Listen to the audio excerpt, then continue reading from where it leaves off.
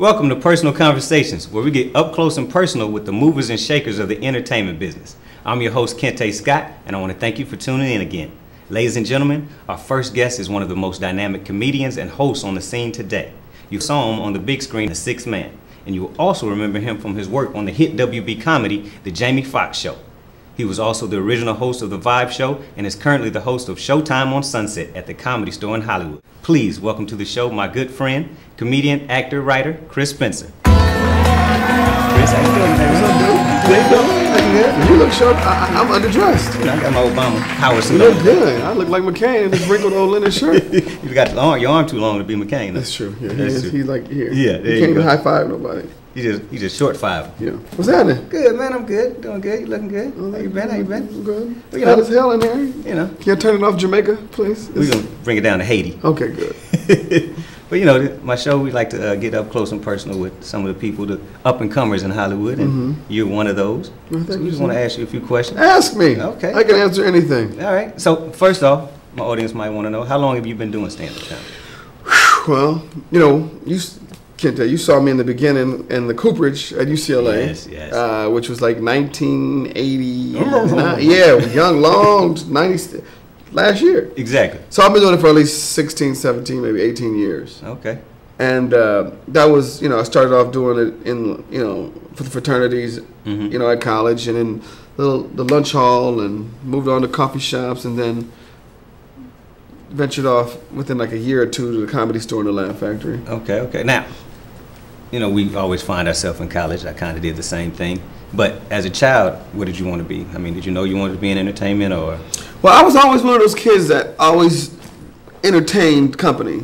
I would pop lock for my uncles, or I thought I was a magician. I was like Houdini. I would let for some reason I was able to get out of knots, and I would let people tie me up, and I was able to get it out until one time I was in the 8th grade. I was going to this Catholic school, and this dude named Eric Williams, his father collected all these black artifacts, and he had this thing that they used to put slaves in. It was like this little leather strap, and I was like, I can get it out of that. And he tied me up in church, and the sister saw us fumbling around, and she's like, Chris, could you read the next chapter? And I was like, I couldn't get out, so I had to get up like this. You had to get up. Yeah, so I was kicked out. So I think that was the last day of my magician days. You were like Houdini Chicken George there for That was it. It was over. That's funny. Now, when did comedy come into the picture as a career choice? And I know you said you were doing it while still in college. Right. Well, while I was in college, I went and got a degree in social psychology, but I just knew there was no way I'm gonna, to make any decent money, you'd have to go get a master's, and I could barely read. So I was like, no, I have ADD. I can't go get a master's and do 2 or 3 more years of this. Right. So while on the road to figuring out that ain't what I'm doing, I started doing the open mics around the town, and somebody said you were funny, and then I was fortunate enough to open up for Damon Wayans on the road. Okay. And from there, it's been, That's kind of where we're pretty fantastic. That's pretty good. Well, now, mine was kind of saying I was going to medical school, filling out the applications for University of Michigan. I was like, can't do this. I'm going to be an actor and stand-up comic. Yeah. And I know I had to make that phone call to my father and be like, look, I know you paid for college, UCLA and everything, you can have a degree, but I'm going to be an actor and stand-up comic. He almost killed you. Exactly. Now, how did your family react to the news that this was going to be your chosen profession? I explained to her that the money that I'm going to owe after all this is not going to... I showed her who my friends were in the industry, and it wasn't so much a money thing, but I let her know, it's possible I can make $150,000, $200,000 being a psychiatrist. I'm going to owe $500,000, or I can continue doing this path of stand up, and this is what I can make. And look at this, look how much this guy makes on TV a week, which is almost as much this guy makes a year as a psychiatrist. And I wasn't a book writer. You have to do so much other stuff when you become a psychiatrist. And I'm a show off, so I would have been a Hollywood psychiatrist. Right. And I wasn't ready for like all Dr. Phil. Like Dr. Phil. All right. Now, you mentioned that you opened up for Damon Wayans on the road early on in your career. Is that how you became part of the Wayans team, so to speak? Yeah. They kind of took me into the family. I guess that was around 91, 92. And since then, I've written a book with Sean. I did The Sixth Man with Marlon. Right. I did Blank Man with Damon, and then I think we broke up when both Keenan and I had talk shows on at the same time. I think that's what I was like, you know what, this dude ain't really our family. Like, oh, he's like that cousin that just wants to use us for dinner. Yeah, but it wasn't really a used thing. It's just kind of, we're still friends. Right. But we haven't really done anything together since then. Right, kind of moved on. Yeah. It's all right. Now, we know you're on the Jamie Foxx show. Audience wants to know, did you have to go through the rigors of auditioning for it? No, luckily Jamie, who I kind of started off in stand-up together, we started off together. And I was fortunate. They were like, we need to find someone. These three other characters to, because he left the hotel, he moved into the place where he did the jingles. Right. And Alex Thomas, Sully McCullough, who's also a guy who went to school with us, and they gave us the part. Oh, okay. So they kind of wrote it around your comedy, or let you freelance a little bit on stage. No, not really. No, they let me do. Excuse me. But. Having the friendship with Jamie afforded me the opportunity of not having to audition for it. Right. Yeah. Okay. But we had a blast. Until I got fired off that show too. Well, there it is. It's kind of a trend there. Yeah. But it's never me. It's always somebody. Always somebody. Of course. Got to deflect the blame. blame. There's a white person somewhere. Exactly. It's always the man. Always. Now, what is your ultimate goal in the business of show? I want to write, direct, and produce Chris Spencer projects.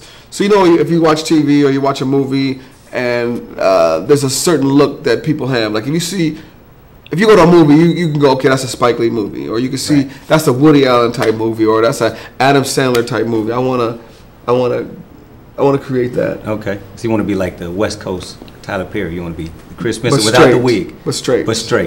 Yeah, straight man. We're not. Yeah. Ain't nothing wrong with Tyler and doing his thing that he does. Well, not straight isn't gay, but I just want to be straightforward with the people. Yeah, without putting on the wig and big dress like Big Mama's house. Exactly. Gotcha. Now, okay. Depending on how much they're paying. Exactly. Always. Yes. Always comes down to the paycheck. I would do cocaine off a white girl's back if they pay me properly. That might be a good look. Don't try to steal my idea. Yeah, that's all right. You got to copyright it. It's on my show. But, okay, so then what projects are you working on now to forward the Chris Spencer brand? I got a couple. I've been pitching. I'm in talks with TV1 and BET about several projects. I'm in the process of writing right now. I shot a pilot, and I'm just out there hustling because, just like you, I'm tired of auditioning. Exactly. It's so empty. You know what I mean? To go out there and for those of you out there who don't know about the Hollywood process, you go and it's just an artificial situation. You walk in the room, you have to become this character, you have a piece of paper in your hand, you have 4 people, and they're just sitting there judging you. And and it's not always based on good. Yeah. They could be like, I don't really like light blue linen shirts. The first dude walk in with light blue linen shirt, he ain't getting the part. You never know what's going on, so it's so random. And then it's something, a lot of times it's based on who's hot, which rapper. You know what I mean? So which R&B singer? Right. So I want to be the guy to make those calls and make those decisions and go. I like linen shirts. The next guy with the linen shirt gets in, he's in the movie. I want to be that guy. Yeah. Well, good. I'm wearing linen shirts to every audition. There you go. Do that. That Chris Spencer is the executive producer on. That's good. This next question is obviously from one of my female viewers because I don't really care what makes you happy, but the ladies do. So what makes Chris Spencer happy? Other than a big long walks on the beach. Yeah, there you go. No, my kids make me happy. Okay. I have a 3-year-old and a 1.5-year-old, and I never thought I knew love until. Right. You have 4 kids, so you know what I'm talking about. Well, only one that I know about. Yeah, but remember Freaknik 87?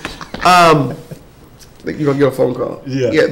Being with my kids, being with my family, that brings me joy. Golf brings me joy, although I've torn my ACL and I keep playing and it's getting bigger and bigger and bigger. And pretty soon I'm not going to be able to play and I'm going to be walking around like OJ. Uh-oh. But those are the things that make me happy. Just don't walk around like OJ in the hotel in Vegas. Shh. I'm just saying. Can't be not guilty that many times. Hysterical. Yeah. So is there anything else you'd like to share with our viewers that we may not have covered? More about Chris Spencer, the man, the myth. For those of you who are out there who are thinking about getting in the entertainment industry, I want you to take a deep, dark look at yourself and figure out if you're talented. Because some of you guys are wasting bus fare and airplane and outfits coming to LA and taking up space. Okay, I need you to realize if you're not funny at home, what makes you think you're gonna be funny here? So really, and like a lot of you ladies, you're the cutest girl in your town. You know, you got to be careful out here. It's the competition's rough. Yes, it is. It is. So you might. Everybody's cute out here. Yes, you might be Miss, Idaho, but out here you might just be another hoe. So be careful if this is what you really want, because this city will chew you up. We've seen many a friend come out here and have to leave. And that's, the bus ride from Cleveland to here is shorter than the bus ride from here back to Cleveland. Exactly. Now you got Black Dynamite with Michael Jai White. Black Dynamite, yep, that's coming out actually this fall. Okay. I also did a movie with Nick Cannon, Ludacris, the professor from the N1. It's basically like a white 8 Mile, a basketball 8 Mile. Okay, so you get your crossover on. No, he crosses me over. They do CGI for your crossover. Yeah, exactly. Okay. They insert Jordan lookalike. And that, I believe, is in the winter. And then another one I did called Something Like a Business with Kevin Hart, Kim Whitley, Keith David, J. Anthony Brown, Cliff Powell, like a potpourri of comedians. Oh, yeah. It's silly. It's in the vein of a Don't Be a Menace to South Central while drinking your juice in the hood. And Fridays. It's kind of like a spoof on the pimp game. Okay. Yeah. Cat Williams is not going to be in it. Cat Williams, we couldn't afford him. He's priced himself out of your project now. He's too much. All right. Well, Chris, we want to thank you for Kente Scott. You Chris look good, Spencer. sharp. I'm trying. He really is dude is 53 years old. Don't tell nobody that. I'm sorry. The only one messing up my Hollywood life is my daughter. She's like 27. I'm like 29. Don't bring her around. Don't do the math. Thank you, man. So that's our show for today. I want to thank Chris Spencer for joining us today. And thank you for tuning in to Personal Conversations. And we hope you join us again for the next one.